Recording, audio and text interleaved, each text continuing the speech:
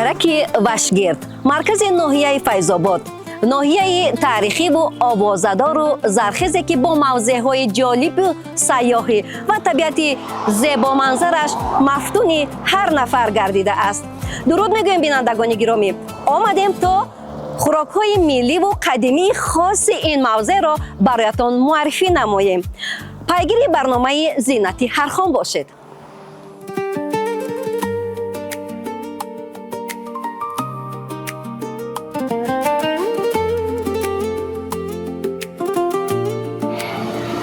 ба маркази ноҳия. бинандагони гиромӣ, инак мо ба маркази ноҳия ворид мешавем, вале ҳоли тахмин гуфта наметавонем ки кадом навъи хӯрокро бароятон муаррифӣ менамоем, кадбононро аз куҷо ҷустуҷӯ мекунем. вақт нишон медиҳад. хуб, беҳуда нагуфтанд ки ҷӯянда ёбанда аст.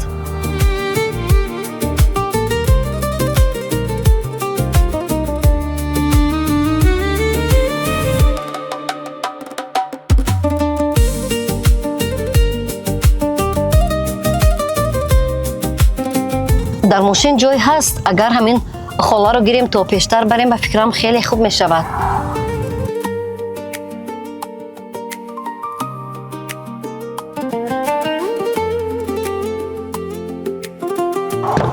биёд холаҷон, мо шуморо то пештар мебарем. ассалому алайкум.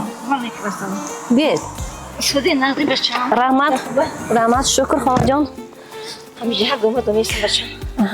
мо ҳам гуфтем ки дар ин гарми рӯз наистед, интизор нашавед, то пештар шуморо бубарем.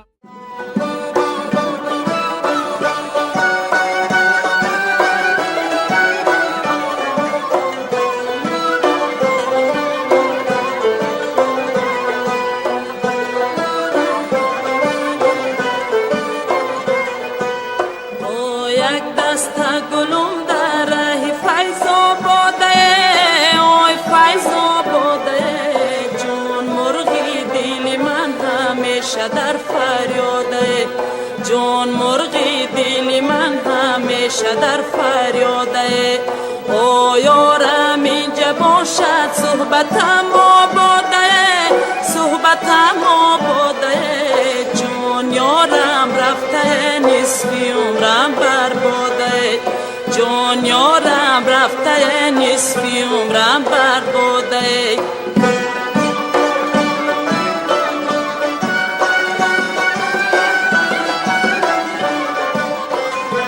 ای بزرگ اومدم برای مشروطه گفتم شبا مگزین رو بزرگ دادم میگم کم گفتم شما هنرمند خاله جان؟ من کم ژیمپل ژکتم که در پیش وقتی که پیش بود گلوگوزی میکردیم و چی میکرد وقتی دوری مثال پیش بودم جوانی ها جوانی ها بعد مثال هر یک خونه دوری و کشیده و خیلی میدوختن که بعد ما قطعی مثال مامون میکرد بیومون میکرد بعد مادرم هنرمند بود خراقی بود واقعا هم زنان و بانوان ما همه هنرمندند. در گذشته به فکرم زنان و بانوان دخترانی نبودند که لااقل یک هنر نداشته باشند. میتونه؟ بله. عروسای پیشتر دوری میبردن، کشیده میبردن. آخه 10 تاقی میدوختیم و 20 روی مولچه میدوختیم. برای خود میدوختن آنها را خود استفاده میکردید؟ برای خود برای داماد بیشتر میدوختم برای خونه داماد. فهمم. یعنی که شما عروسان سوغاتی میبردن برای خونه داماد. بعد 20 روی مولچه تگمدار میکردیم و یک شهمردار میدادیم. اگر خطا نکنم روی مولچه هایی بودن سلسله داشتن، سلسله های رنگی و جلودار. همون گونه رو در نظر دارید. فهمیدم. تگمچه میگفتیم و پیچم چکار میگفتیم و پیش وقت شیراز بافی بود آخه. البته هر چیزی که توسط زحمت دست آماده می شود خیلی هم جالب است. زیرا هر یک هنرمند من باوری دارم که با تمام هستی یک محصولات را آماده میکند تا اینکه برای خریدارش زیبا باشد و برای آرایش دادن خودش هم اگر آفریده باشد هر بیننده که بیند هوس ببرد، رحمت بگوید. سینفی یک میخوندم اچم یک ریمول چی میان دختر یعنی شهی میرفته بعد زیگزاگ میدوختند و بعد یک روز ما اومد اچم دختر مونده برفته من گفتم همون رو بود کردم بعد دیلو نمیشته میگم که سر درد مرا نگه که نمیتونی بزدی میکنی وقتی مادرم اومد گفت که این رو کی دختر گفتم که من آفرین تو نیستی. انبا من در گلدوزی راه دادم.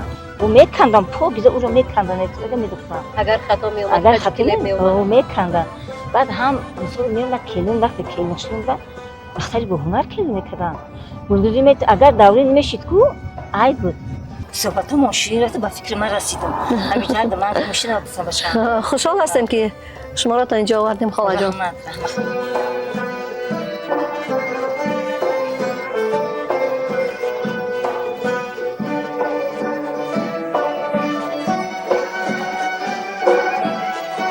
خدا رحمت که تو پیش دهمان آوردی سلامت باشد خاله.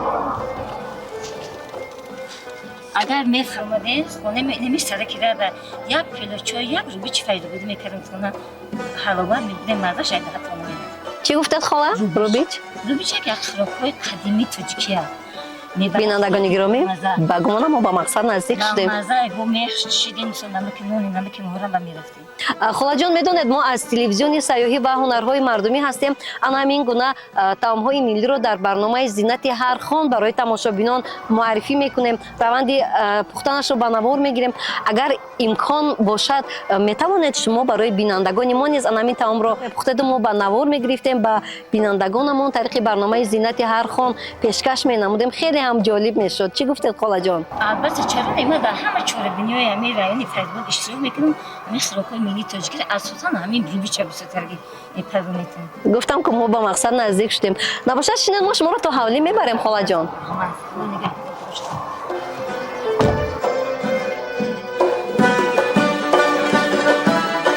میدونید خاله جان میگویند که هر یک کار هر یک عمل حکمت خود را دارد و به فکرم که همین از راه سوار کردن شما در ماشینم همین حکمتش همین بود که ما در جستجوی یک طعام ملی خاص همین منطقه بودیم و شما خود یعنی که گفتید که خوراک‌های ملی رو میپزید و امروز ما به مقصد میرسیم اکنون یک نوعی خوراک خاص این محله رو به بینندگانمون پیشنهاد مینماییم. مایلش چه مایلش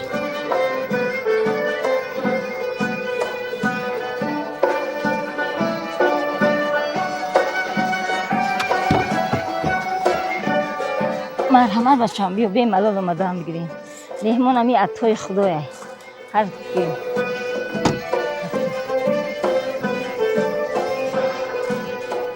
خاله جان محصولاتش چی باشد برای شما دسترس است؟ البته ما چون به دهان نزدیک شدیم محصولات رو باید خریداری میکردیم. بسیار شما نه ما محصولاتمون همش نه در اگراتشون هست همش اگراتشون میچینیم مثل خوراک میپزیم. در گذشته زیاد از این طعام میپختند. البته پیش بسیار میپختن خود کم کم میپزن. بیشتر خوراک‌های ملی و قدیمی قریب که از بین رفتند. خب مادران ما میپختند، بیبی‌های ما میپختند ولی بانوان جوان قریب که معلومات هم ندارند در بعضی خوراک‌های ملی پختن نمیتوانند و مقصد ما همین است که آن نفرانی که شاید آرزو میکردند که از بیبیشان ناموختند از مادرشان ناموختن کاش میاموختند امروز برای فرزندانشان آماده میکردن و ما همین امکانیت رو میخواهیم برایشان فراهم بیاوریم.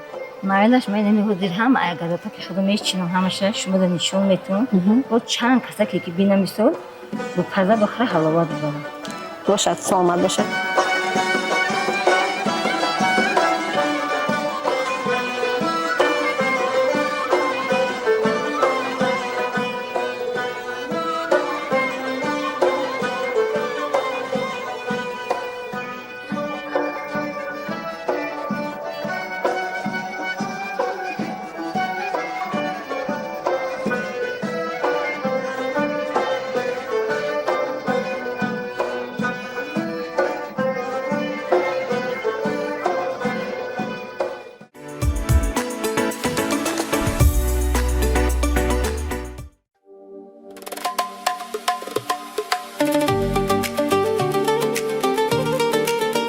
رفتیم بچه‌ام ایرم گاشنچی شیبید میچینه میویم خورشونه سریم باشد خوب.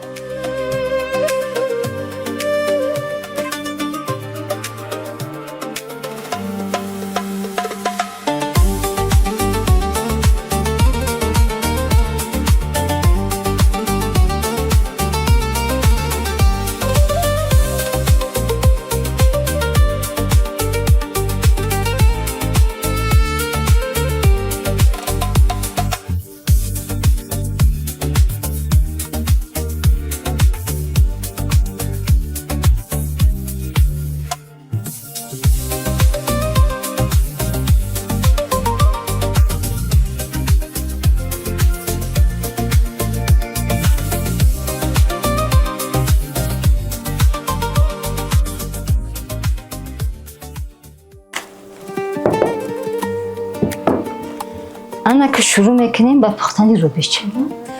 ба фикрам дар аввал сабзавотҳоро реза карда. Аввал сабзавотҳоро реза мекунем. Мешавад ман ҳам ба шумо кӯмак расонам? Майлаш, биёма ози як корча метунем, як тахтанак.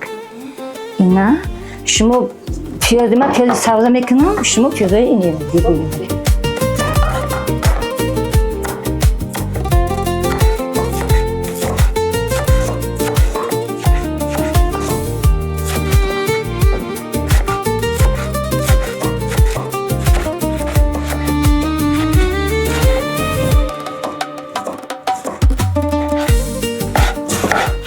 хӯрок аслан хӯроки кадом мавсим аст?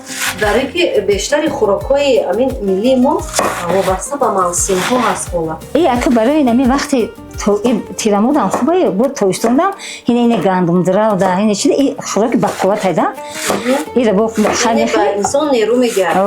Не ки об талаб бад ташна мемонӣ, барои ки бақуввата и хӯроки ҳам ғизонокай, ҳам бақувват. Аслан дар гузашта мардум ки кори саҳро, кори деҳқонӣ, кори кишоварзӣ бисёр мекарданд, модарон махсус ба ҳамин хотира ба ҳамин хотир рубич мекарданд, фатишӯбо мекарданд, чунки дар саҳро ки кор мекарданд бақувват шаванд.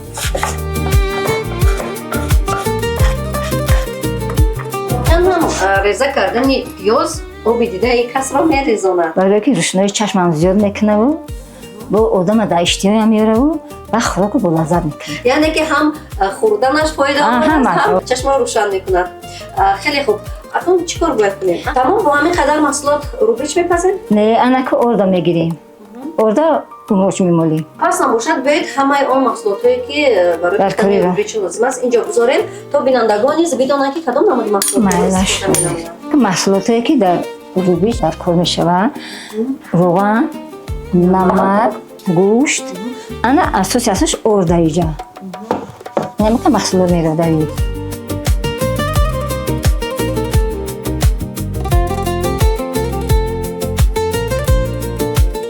Акнун кори пухтупазро аз гӯшту пиёз шурӯъ мекунем ё ин ки аз орд? Не, аввал ордро мемолем.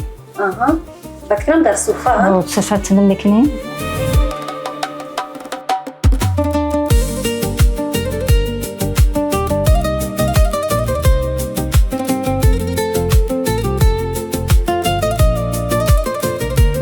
ана духтарҷон табақа битема. ҳамин калонро. Табақи калона битема. Баъд орда бите. Инакам лозим аст. Орда мебезем. Агар хатун акнун барои ин гардро молидан об ҳам каме лозим мешавад? Обу намак.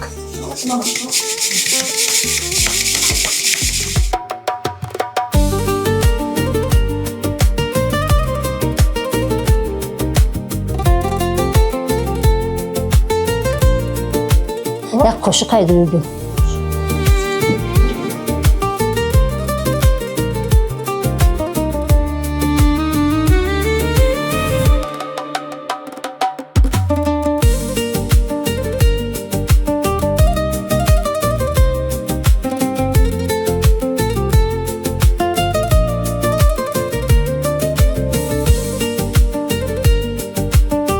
боз ками дигар об бипошад? Кам тараб бичош ба сайки шакидани умоҷ осон шавад. Агар ба фикрам зиёд ҳам биёяд боз қийтараб мешавад. душвор мешавад. Кам ҳам биёяд? Кам ҳам бонаш ордиш мемона. Ина мехел чи қаиш мешаким ира.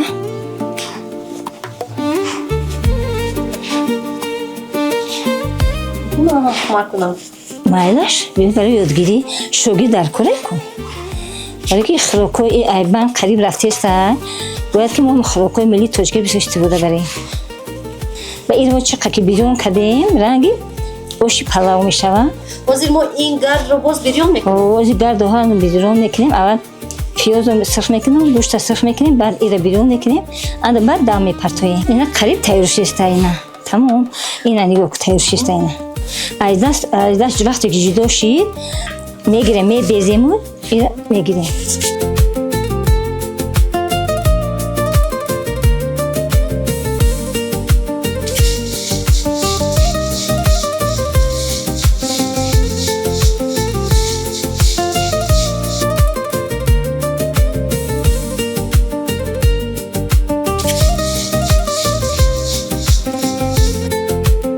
باید اینم خشته اینم دانه برنجولی تیار شد گازا گیرون میکنیم روغن میندازیم صرف کردن صرف میکنیم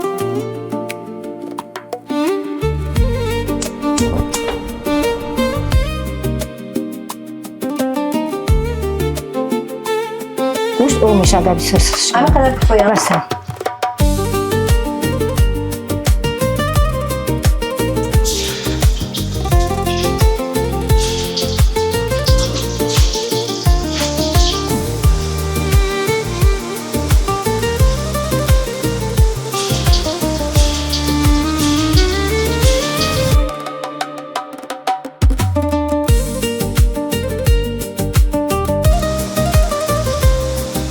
همه قدر باید سرخ شود نه؟ آه مقدر بسیار شد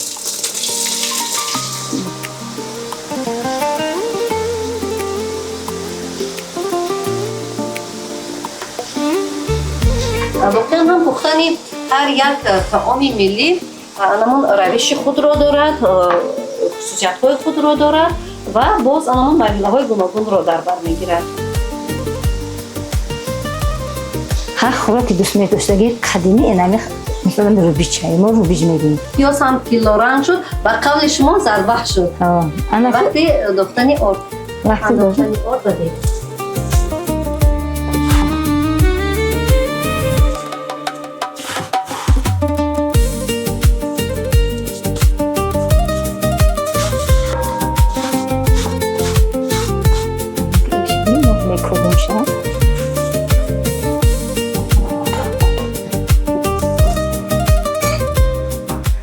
وقتی که سرخ شد با روغنش بالا میروید ولی این کمتر روغن میچینه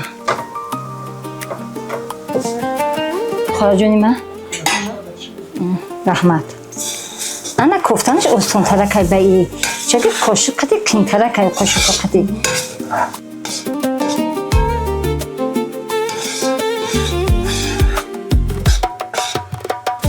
این میتواند خوراک شامگاهی باشد میتواند خوراک شامگاهی در نوازبین ترکه فقط نصف روزی نصف روزی فقط این نصف روزی استعمال میکنم در صبحانه هم استفاده میکنم در صبحانه نه در صبحانه نشویتا شیر برنج تر حولا اوتلی بوتر اوتلی سفیدر خوراکای سحری اشام باشه خوراکای سبک شیلوا مستوا باشی توپا طوری که گفتن این خوراک را میخورند و بسر میبراید این خوراک نصف روزیه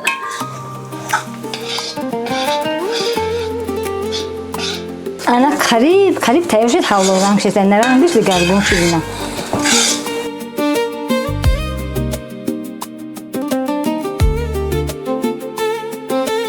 انا کمو محصولاتی با گشنیچ اوکراین پیاده گوییم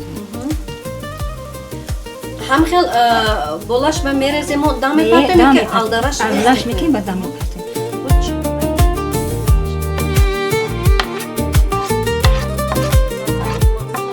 محصولاتی سبزواتی تماشا باز هم در میکنم اینا که ما الدرش کردیم اینا چی قدر زیاد باشه هم قبول با مزه اوکراین با گشنیچ بسیار باشه بعد شیبیتی کوهی باشه با بسیار عجیبه کم ترک مدام میپرتیم تمام خوراکی ما تیار میشه 10 میلیون بینندگان گرامی تا دم خوردن خوراک طوری که مادر عزیز گفتن 10 دقیقه انتظار میشویم و بعدا میبینیم که روبیچ چگونه خوراک بوده است انا که علاوه تگی دیگه خاموش میکنیم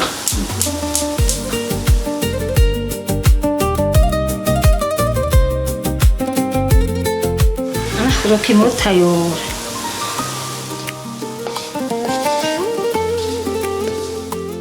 مهینه مهینه بله بیبی جان خوراک آماده شد دسترخوان تیار کن خوراک میکشی دسترخوان قریب آماده شده است تا اومدن شما همش رو تیار میکنم مالش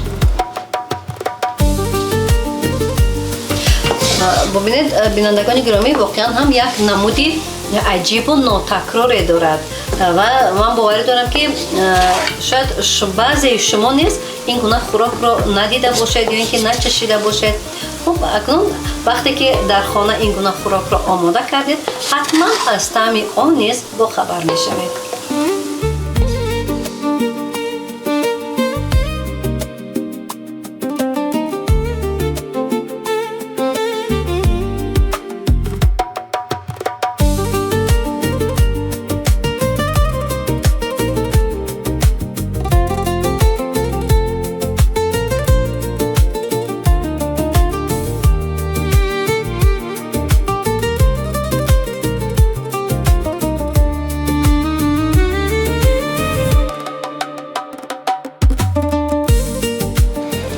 مرحمت فرزندای عزیز ای رو بچی فیض‌آبادی یک بچین لذت ببرید. شما گیرید خوراک. بسم الله الرحمن الرحیم.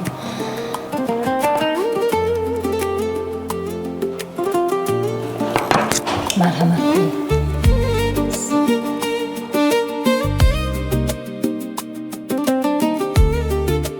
بینندگان گرامی، واقعا هم طعام روبیچ یک لذت ناتکراری داشته است و ببینید که برای ما دریافت نمودن یک هنرمند، یک کدبانو و یک طعام ملی خاص ناحیه فیض‌آباد در این موضع با کمک آن همین مادر عزیز و مهربان شریفه ما صالحه و چقدر آسان و قلای افتاد. از این برمی آید که هر نفر، هر مهمان، هر سیاحی که با دل خواه گوشه و کنار تاجیکستان عزیز ما اگر مهمان بشود، حتما که می تواند از دل خواه طعام ملی ما چشیده لذت ببرد.